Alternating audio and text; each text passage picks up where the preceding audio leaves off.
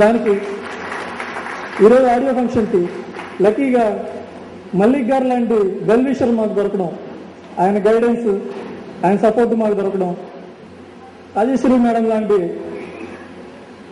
ఆవిడ సపోర్ట్తో దీన్ని చేయగలగడం, అందుకే ఈ కాలేజీలో పెట్టుకుంటే మీ అందరి మధ్య because we target the students.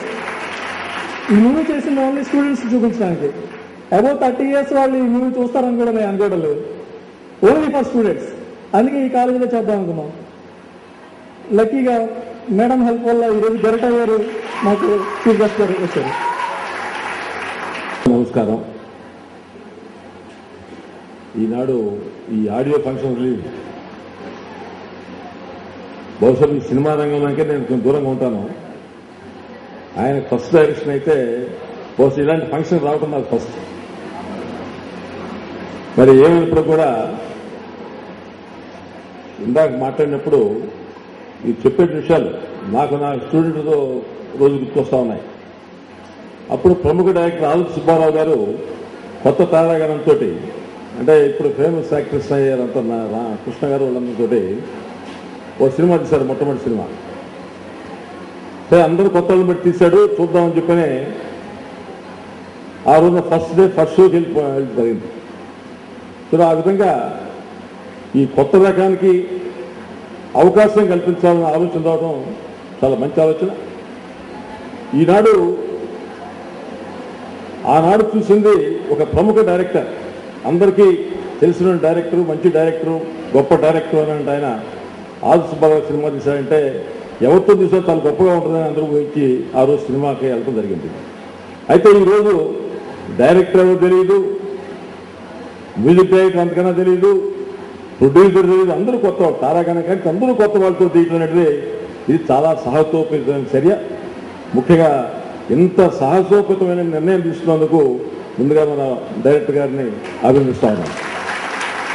ఇది తప్పనిసరిగా ఈనాడు ప్రజలు కోరుకుంటుంది. మనం చూస్తాం సినిమాలు చాలా మంచి పెద్ద పెద్ద తారాగణంతో తీసిన సినిమాలో విపరీతమైన పబ్లిసిటీ చూసి మొట్టమొదటి రోజునే ఈ సినిమా పనికి లేకుండా పోయిందనేటువంటి వాస్తవాలు మనం చూస్తూ ఉన్నాం. ఇలాంటి రోజుల్లో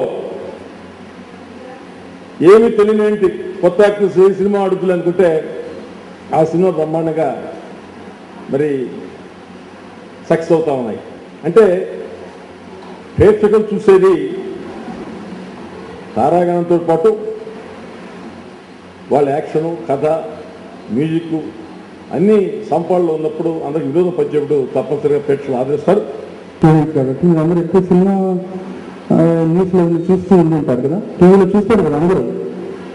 సో అందులో నాకు ఏం కనిపిస్తుందంటే సినిమా న్యూస్లో ఒక సినిమా ప్రారంభోత్సవం కానీ ఆడియో రిలీజ్ ఫంక్షన్ అప్పుడు కానీ అందరూ చెప్తుంటారు నాది youthful entertainment movie, full youthful entertainment movie అని చెప్తారు. యాక్చువల్గా యూత్ అంటే ఇది,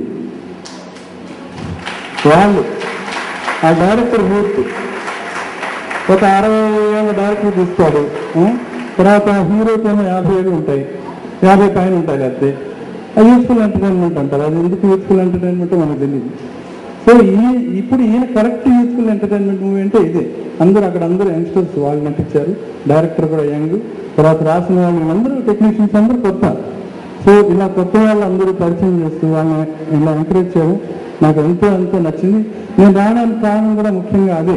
ఏం ఇచ్చాడు వాళ్ళకి తెలుసు, 40 కోట్ల బడ్జెట్, ఈ వారం కూడా సరిగ్గా అలాంటి సినిమాలు ఈ మధ్య కొన్ని వచ్చాయి టాప్ హీరోస్. మీకు తెలుసు అంటే కథే బలంగా ఉండాలి, కథే హీరో. అంతే గారు కూడా నాకు పరిచయం కొంతకాలం క్రితం నుంచి. అతను చాలా తపన ఉంది, చాలా టాలెంట్ ఉంది. పుట్టి తపన ఉంటే సరిపోదు. నాకు బాలసుబ్రహ్మణ్యంలో పాడాలని తపన ఉంది, నేను పాడుతున్న 2 డేస్ వెళ్ళిపోతారు. తపన ఉంటేనే సరిపోదు, మన టాలెంట్ ఉండాలి. సో ఆయనలో టాలెంట్ ఉంది, తపన ఉంది. ఆయనకు మంచి బ్రేక్ నేను ఇచ్చారనుకుంటున్నాను. సాంగ్స్ విన్నాను, చాలా బాగున్నాయి. పాటలు మాత్రం చాలా చాలా చాలా బాగున్నాయి. అవి మెలోడీస్ ఉన్నాయి, చాలా మెలోడీస్ ఉన్నాయి.